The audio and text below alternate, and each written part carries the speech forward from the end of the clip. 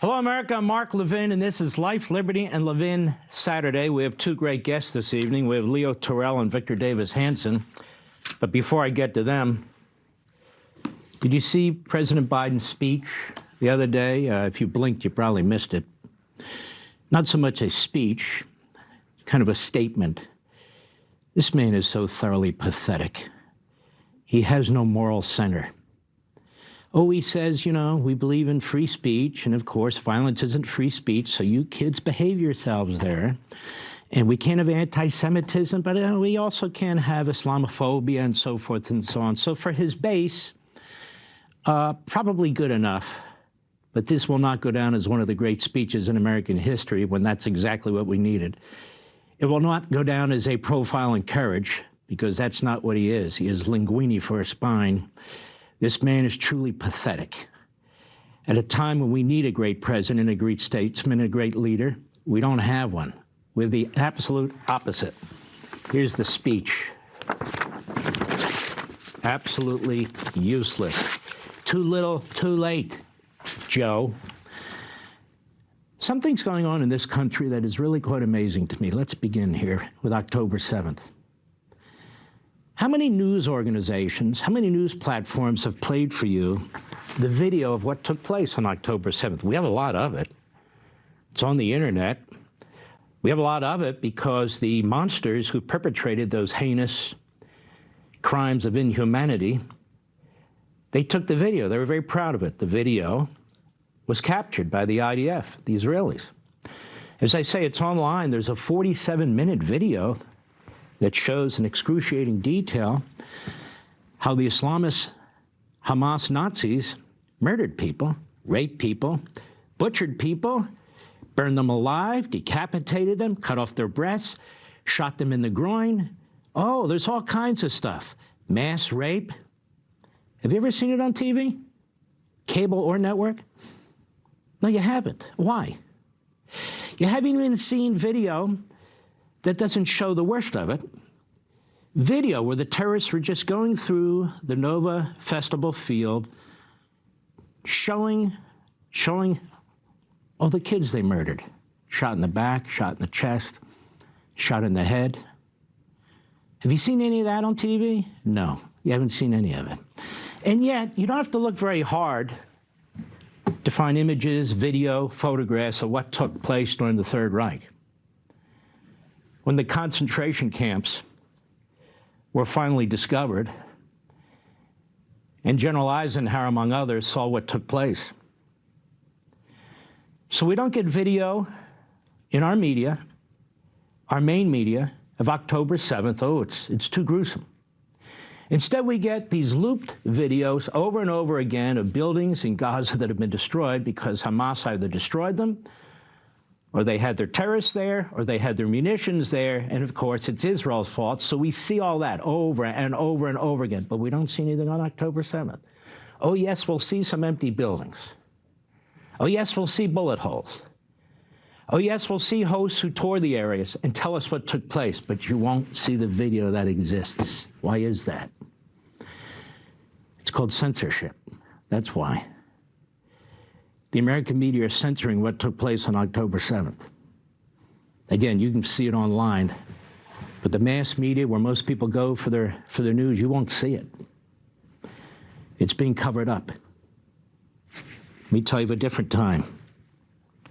As the end of World War II was coming, as history unfolded reports, April 19, 1945, General Eisenhower invited members of Congress and journalists to see the newly liberated camps, the death camps, so they could bring the horrible truth about Nazi atrocities to the American public. Are we seeing that today with Islamo-Nazi horrific acts?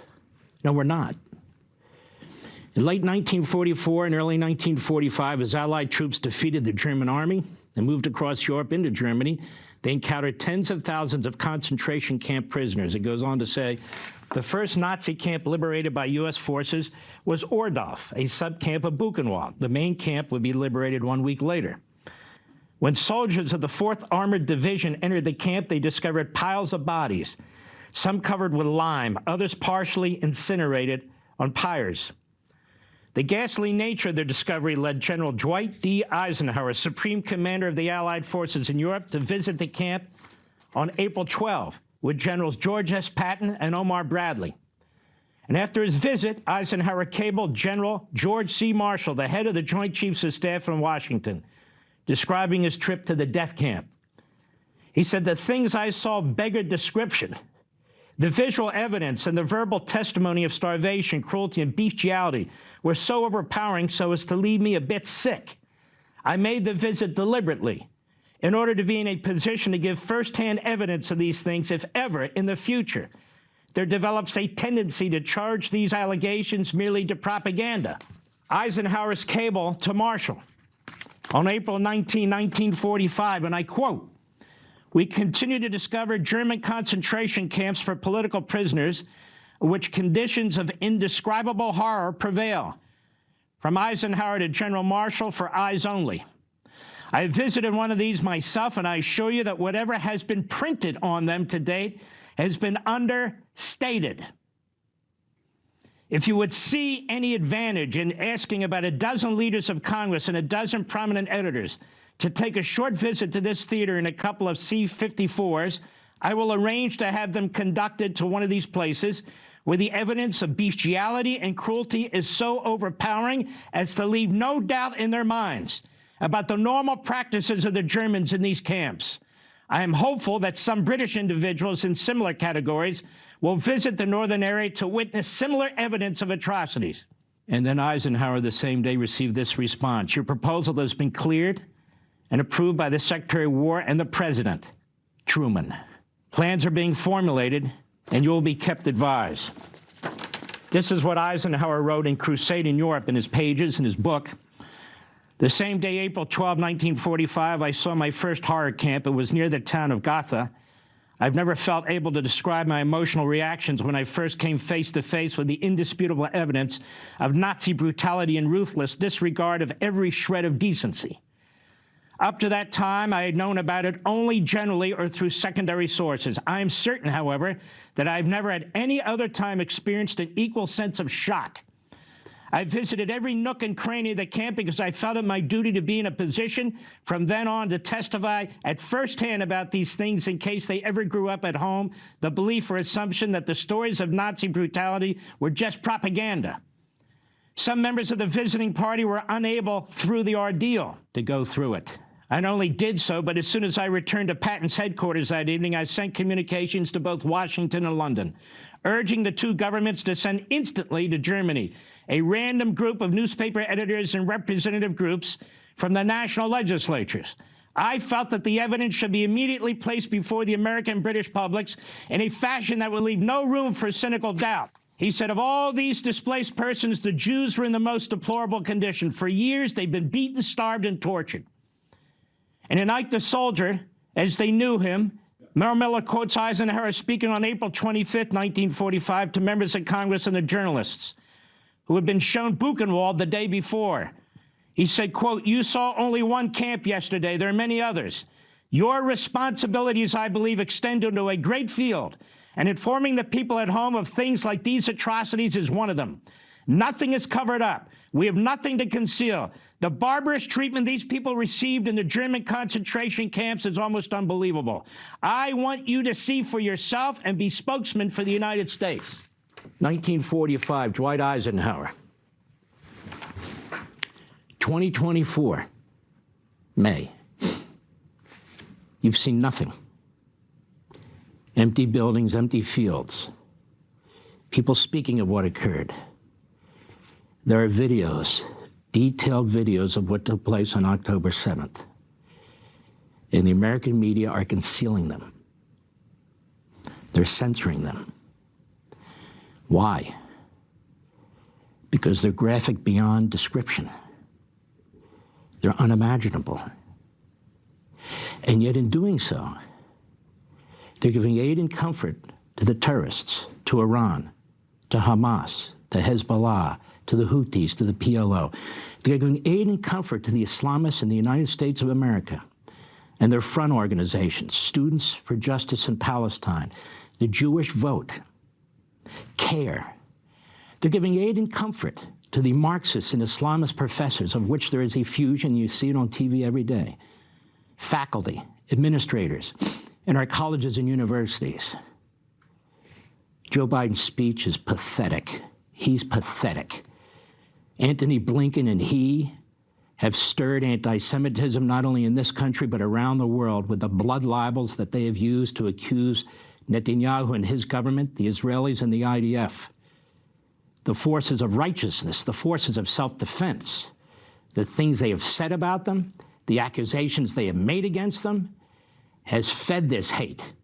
And October 7th was led by Iran, but it was funded by the Biden-Blinken administration by lifting restrictions that had been placed on them by Donald Trump, funneling $100 billion into that regime so it could rearm itself, arm Hamas and the others.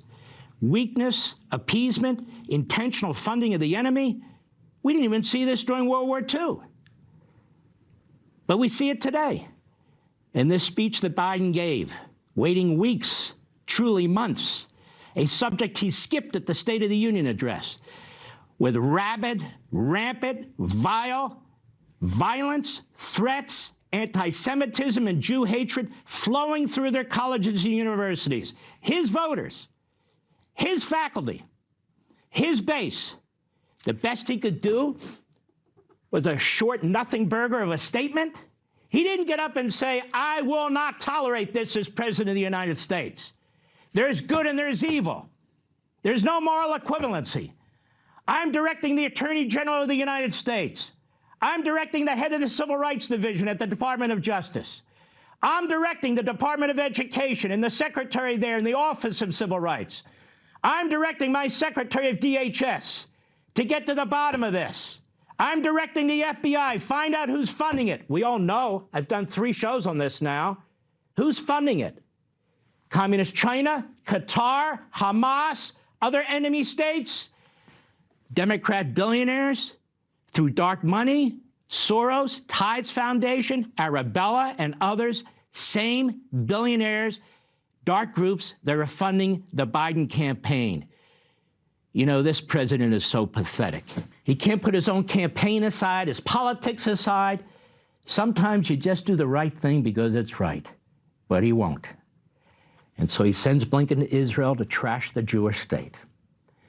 Blinken's over there kissing every terrorist's backside, funding them, funding them. Who do you think they're rooting for in the next election? Joe Biden doesn't say, not only praise law enforcement, but these marauders, these rioters, the Hitler Youth, they should be expelled from these colleges. They should be prosecuted to the full extent of the law. I'm asking my federal departments to look into this to ensure that no Civil Rights Act has been violated and every other law that we have.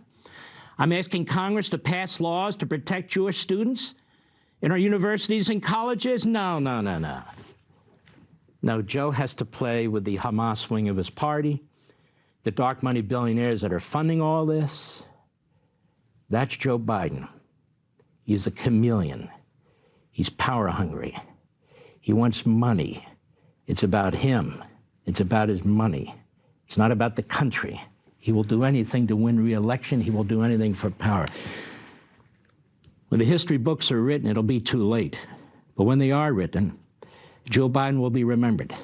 He will be remembered like the Third Reich and the Ivory Tower is remembered, at Harvard, at Columbia, at the University of Virginia, at Yale, and so forth and so on, where they gave aid and comfort to Nazi Germany.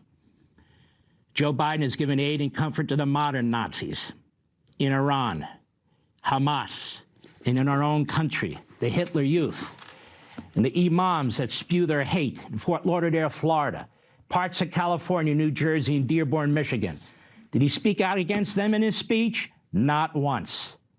God willing, we'll be done with this man and his insidious regime in a few months. Want to see more Mark Levin? Go to levintv.com and subscribe now.